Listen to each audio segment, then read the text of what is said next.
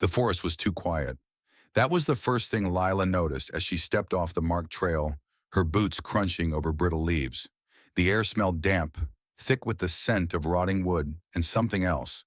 Something metallic, like old coins left in the rain. She shouldn't have wandered this far, but the urge to explore had clawed at her all morning, a restless itch she couldn't ignore. Sunlight barely pierced the dense canopy above, casting the woods in a murky twilight. Every shadow seemed to twitch at the corner of her vision, every rustle of leaves sounding like a whisper. Lila tightened her grip on her backpack strap, forcing herself forward. Just a little farther, she told herself. Then I'll turn back. That's when she saw it. Half buried beneath gnarled roots, its wood blackened with age, was a coffin. Lila froze, her breath hitched in her throat. It made no sense. Why would a coffin be here, in the middle of nowhere? The thing looked ancient, the lid splintered and warped, as if the earth itself had tried to swallow it whole. And yet it hadn't. It sat there, exposed, almost waiting. Her pulse hammered as she crept closer. The rational part of her screamed to leave, to run back to the trail and never look back. But curiosity was a cruel, insistent thing. Before she could stop herself, her fingers brushed the lid. The wood was ice cold, unnaturally so, as if it had been sitting in a freezer. With a shaky breath, she pushed. The lid groaned, resisting for one terrifying second, then gave way with a crack. Inside there were no bones, no rotting cloth or rusted trinkets, just a photograph. Lila's hands trembled as she reached for it. The moment her fingers touched the faded paper, a jolt shot up her spine, because the child in the picture, smiling in a sunlit backyard she hadn't seen in years, was her, and beneath it, a yellowed envelope, her name scrawled across it in delicate, looping script. Her grandmother's handwriting. A voice in her head, small and frantic, whispered, "This is impossible," because her grandmother had been dead for 10 years. Lila's fingers shook as she unfolded the letter, the paper brittle beneath her touch. The ink was faded but unmistakable. Every curve of the letters, every slant of the words was her grandmother's. She knew that handwriting like she knew her own voice. But how? How could this be here, buried in a coffin in the middle of a forest she had never set foot in before today? The words on the page blurred as her vision swam, her breath coming in short, panicked gasps. "My dearest Lila," the letter began, and her stomach twisted. That was how her grandmother had always started her letters. Those rare, precious notes she'd slip into Lila's lunchbox when she was little. "If you are reading this, it means you have found the coffin, and it means you are in terrible danger." A cold sweat prickled along Lila's spine. "Do not stay. Do not look back. Leave the forest now, before they hear you, before they wake." The words slithered into her mind like a nightmare taking root. Before they wake. Who were they? And why did the letter sound like it had been written yesterday, not decades ago? Her hands clenched around the paper, her mind racing. None of this made sense. She had come here for a simple hike, to clear her head after another sleepless night, another dream of her grandmother's funeral. The way the casket had seemed to shift in the ground, as if something inside had moved. A twig snapped behind her. Lila whirled around, her heart slamming against her ribs. The trees stood silent, unmoving. But the air had changed, thickened, like the forest itself was holding its breath. The shadows between the trunks seemed darker now, deeper as if they were stretching toward her. She swallowed hard, forcing herself to breathe. "It's just your imagination, just the wind." But the wind didn't sound like footsteps. The wind didn't whisper. She stuffed the letter and photograph into her pocket and turned to run, only to freeze again. The coffin lid was closing. Slowly, silently, the splintered wood was dragging itself shut, as if invisible hands were pulling it. Lila stumbled back, her legs threatening to give out. This wasn't happening. This couldn't be happening. But the coffin sealed itself with a final, hollow thud, and in the silence that followed, she heard it. A low, shuddering breath, not from her own lungs, but from beneath the earth. Something was down there, and it was awake. Lila's legs moved before her mind could catch up. She was running, crashing through the underbrush, branches whipping at her arms and face like skeletal fingers trying to drag her back. The forest had changed. The trees seemed to lean in closer, their gnarled roots twisting up from the earth as if to trip her, and the air had grown thick with a damp, sickly sweet smell, like rotting flowers left too long in a sealed room. Her breath came in ragged gasps, her pulse roaring in her ears.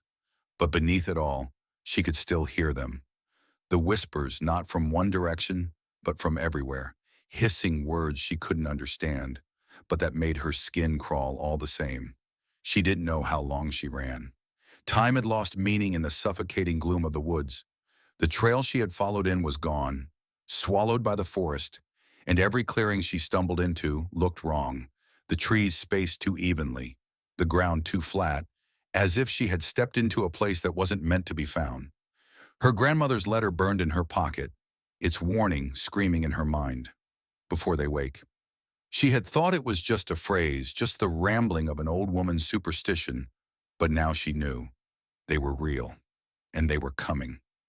A sound cut through the whispers, a low, wet crunch, like something heavy dragging itself over fallen leaves.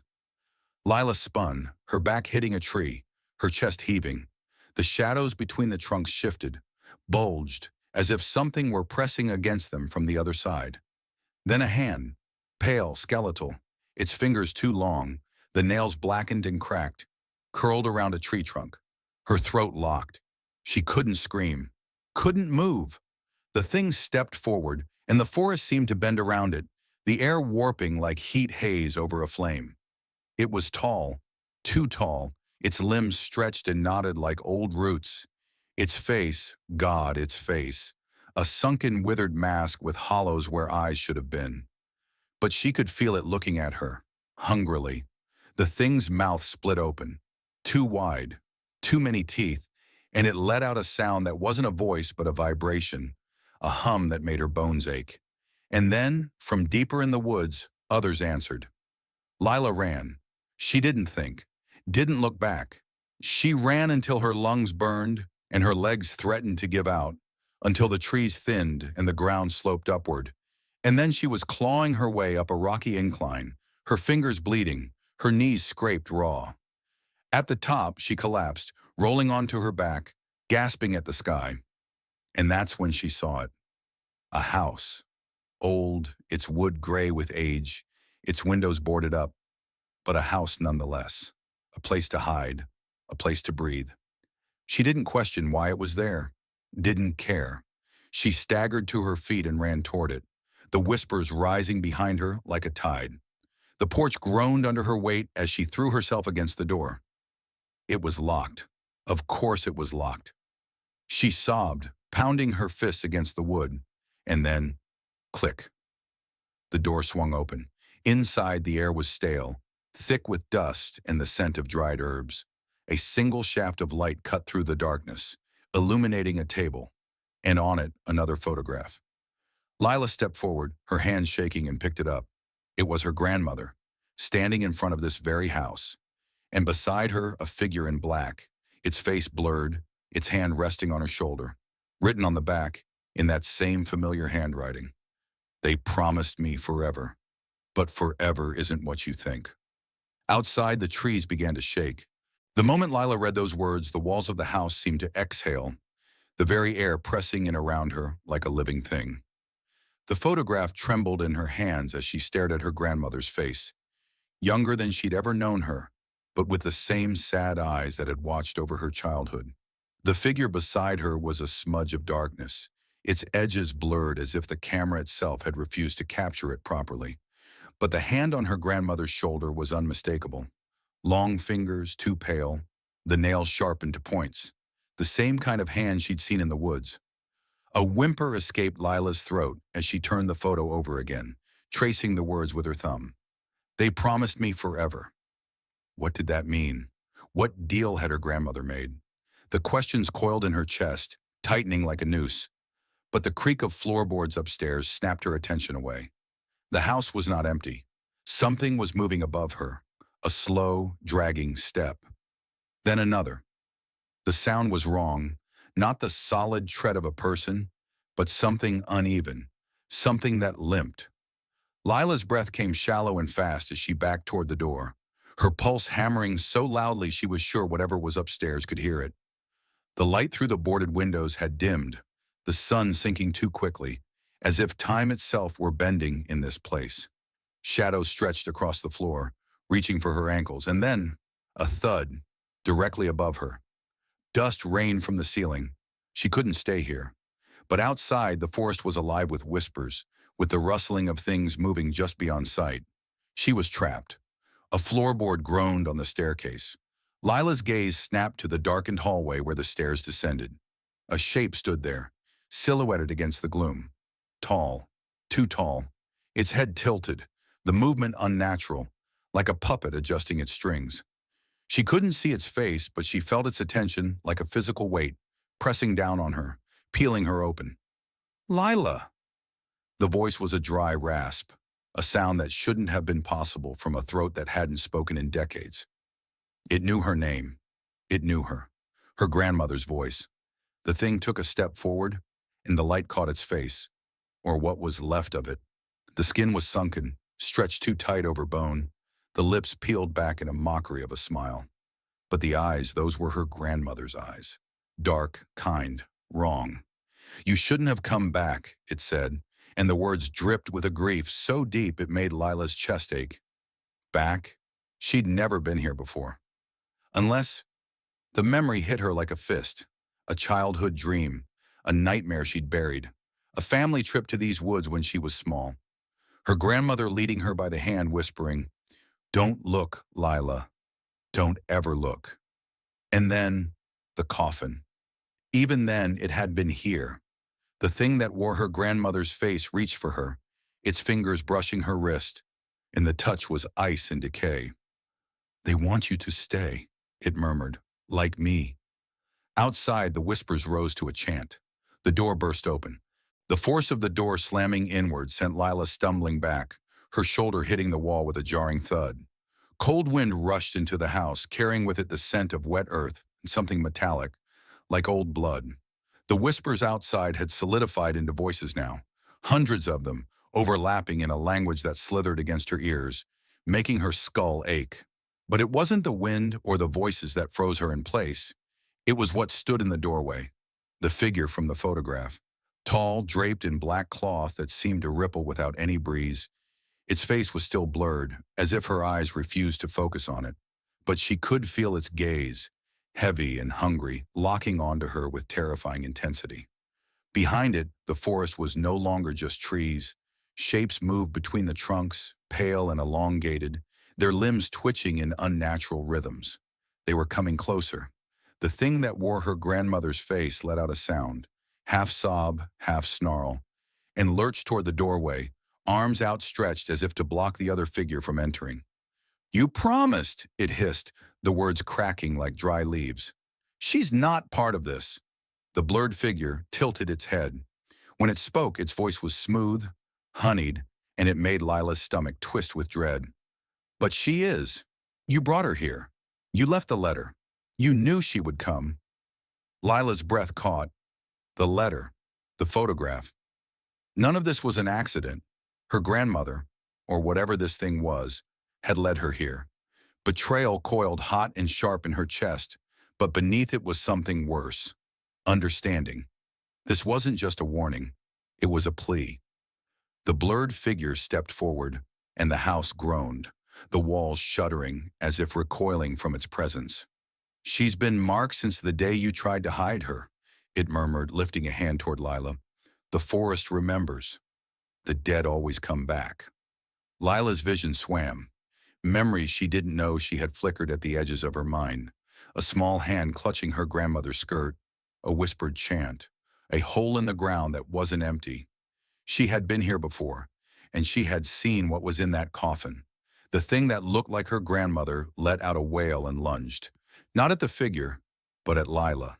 Its fingers clamped around her wrist, cold and unyielding, and for one heart-stopping second, she thought it was going to drag her somewhere worse. But then it yanked her toward the back of the house, its voice a desperate rasp in her ear. "Run! Don't stop! Don't look! The last thing she saw before she was shoved through a crumbling back door was the blurred figure smiling, finally in focus, its face her own. Then the forest swallowed her whole. The moment Lila crashed into the forest again, the world twisted. Trees bent at impossible angles, their bark splitting open like weeping wounds, and the ground beneath her feet felt alive, shifting, breathing, as if the earth itself was a sleeping beast disturbed by her footsteps. The air tasted of rust and rotting petals, thick enough to choke on, and every shadow seemed to reach for her as she ran blindly through the undergrowth. Branches tore at her clothes, her skin, leaving stinging trails of blood in their wake. But she didn't dare stop. Behind her, the house was screaming, not a sound of wood and nails breaking apart, but a human scream, her grandmother's voice, rising in agony before it was cut off with a wet final gasp. Lila's stomach lurched. She wanted to turn back. She wanted to help. But the thing wearing her face had stepped out of that house, and she knew, with a certainty that made her bones ache, that if she looked even once, she would never leave this forest. Her lungs burned. Her legs trembled, threatening to give out. The trees around her were changing, their trunks swelling with pulsing veins, their leaves whispering words she couldn't quite decipher. "Lila," they sighed, "you don't have to run." The voice was hers. The voice was theirs. She clamped her hands over her ears, but it didn't help. The forest was inside her now, slithering through her thoughts, peeling back memories she'd buried. A childhood fever. Waking up to her grandmother crying over her, a knife in one hand, a bowl of something dark and thick in the other. "It's the only way," she'd whispered. "They can't have you." A root snagged her ankle. Lila hit the ground hard, her chin slamming into the dirt, the impact sending stars across her vision. She kicked wildly, twisting onto her back, and froze. Above her, the canopy had opened up, revealing a sky the color of a fresh bruise, swirling with clouds that moved too fast. And there, dangling from the branches like grotesque fruit, were bodies, dozens of them. Some skeletal, some eerily preserved, their skin waxy and pale, their mouths sewn shut with black thread. They swayed gently, as if caught in a breeze Lila couldn't feel. The worst part? Their eyes were open, watching her. A choked sob escaped her throat. This was the truth of the forest. This was what happened to the people who were buried here. The ones who didn't stay dead. They became part of it. Fuel for whatever hunger lived beneath these trees, and her grandmother had tried to save her from it. Had she failed? A hand clamped over her mouth from behind. Lila thrashed, her scream muffled against a palm that smelled of soil and sage. "Stop fighting!" A voice hissed in her ear. A real voice, human and frantic. "If you want to live, you need to listen." The grip loosened. Lila whipped around, her fist raised, and found herself staring into the face of a stranger. A woman, her dark hair streaked with gray, her eyes wide with fear. She wore a tattered jacket, its pockets bulging with what looked like salt and dried herbs. A believer in old things. A survivor. "You're not one of them yet," the woman breathed, "but you will be if we don't move. They're coming." As if on cue, the trees shuddered. The bodies above them began to twitch. And somewhere, far too close, something laughed. The woman's grip on Lila's arm was iron tight as she dragged her deeper into the forest, their footsteps muffled by layers of rotting leaves that squelched like wet flesh beneath their boots. The air grew heavier with each step, pressing against Layla's skin like invisible hands trying to slow her down. Behind them, the laughter grew louder, not from one direction, but from all around, as if the trees themselves were mocking their escape. The stranger moved with desperate purpose, her breath ragged but her steps sure, as though she had navigated this nightmare before. "They're hurting us," she muttered, more to herself than to Lila. "They always do. They like to play before they feed." Lila's stomach turned at the word feed, but she didn't dare ask what it meant. She already knew. The bodies in the trees, the coffin with her photograph, the thing that had worn her grandmother's face like an ill-fitting mask. This forest didn't just kill, it kept things.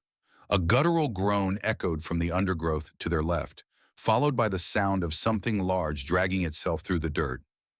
The stranger cursed under her breath and yanked Lila sideways. ducking behind a moss-covered boulder just as a shadow lurched into the clearing they'd been crossing. Lila clamped a hand over her own mouth to stifle her breathing. The figure that shambled past was barely recognizable as human anymore. Its limbs elongated, its spine curved like a question mark, its skin stretched taut over bones that seemed too numerous, too wrong. It paused, its head tilting at an unnatural angle, nostrils flaring as it sniffed the air. Lila's blood turned to ice. It can smell me. The thought was paralyzing. The stranger's fingers dug into her wrist, a silent warning. Don't move. Don't even blink. Then, mercifully, the creature moved on, its uneven footsteps fading into the trees. We have one chance, the stranger whispered, her voice barely audible. There's a path, a real one, that leads out. But it's guarded, and it only appears when they want it to. She reached into her pocket and pulled out a small, frayed photograph. Leela's breath caught. It was another image of her grandmother, younger this time, standing at the edge of the forest with a group of people. They were holding hands, their faces grim. At their feet, a circle of salt. She tried to end this, the stranger said. She failed, but she left a way out for you. Lila's vision blurred. Why? Why had her grandmother been part of this? Why had she led Lila here, only to try to save her? The stranger seemed to read her thoughts. Some debts can't be repaid, she said quietly. Only passed on. A branch snapped nearby. Too close. The stranger's expression hardened. Run, she said. Don't stop. Don't look back. And when you see the light, jump. Then she shoved Lila forward, just as the shadows surged around them. Lila ran. She didn't see what happened behind her. She didn't want to. But she heard the screams, the wet, tearing sounds, the laughter. The forest was alive and it was feasting.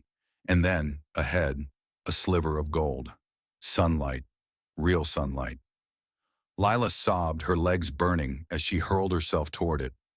The trees seemed to recoil, their branches lashing at her. But she didn't stop. She couldn't. The light grew brighter, wider, and for one terrifying second, she thought it would vanish like a mirage. But then she was through, tumbling onto hard pavement, gasping like a drowning woman breaking the surface. Silence. Slowly, shakily, Lila lifted her head. She was on a road, a normal, empty road, lined with ordinary trees. No whispers, no laughter, just the distant sound of a car engine. She turned back. The forest was gone. In its place, a field, empty, peaceful. But in her pocket, the photograph of her grandmother burned like a brand. And on the back, in fresh ink that hadn't been there before, a single word: soon. Subscribe and press the bell icon so that you never miss the amazing video.